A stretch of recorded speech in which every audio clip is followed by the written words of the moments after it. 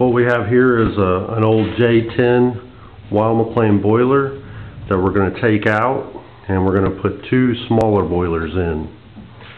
As you can see here, this is a one pipe steam boiler. As you can see here, we have two takeoffs.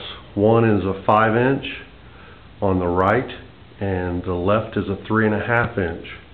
And those are going to go to individual boilers, those takeoffs. Where they come back,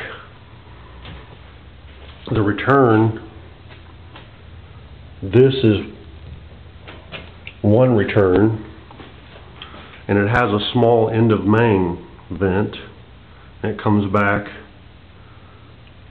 here.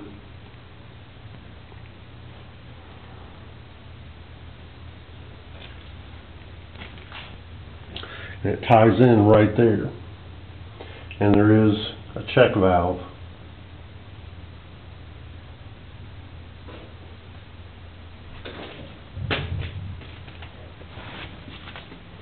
Now if you can see here, here is the second return line, and it is coming in. There is a check valve, and they all tie in right here. And what we want to do, it ties in, comes up into your Hartford loop.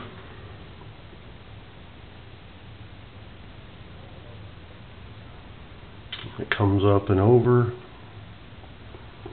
and ties back into the boiler.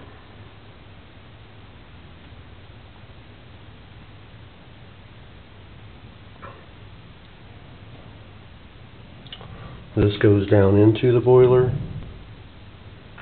comes up, and this branch is the return. This return ties together with the two takeoffs, so it's going to be zoned for these two. They each have a check valve and a gate valve.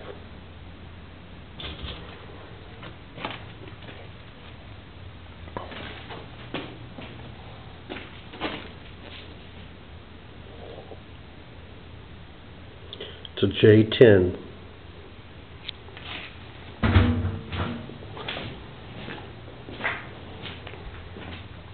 What we want to do, this is the other side, it goes into this, goes up, and there's your takeoff for your Hartford loop. There's your return where it ties together.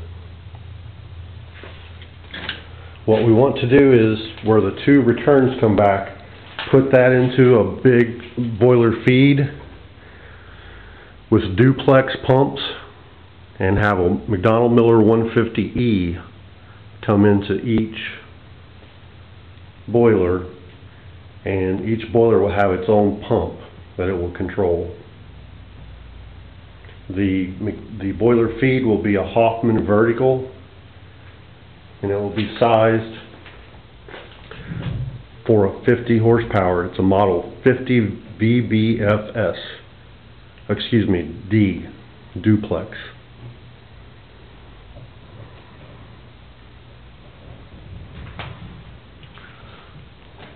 You can see all the vents. That is what we're going to do.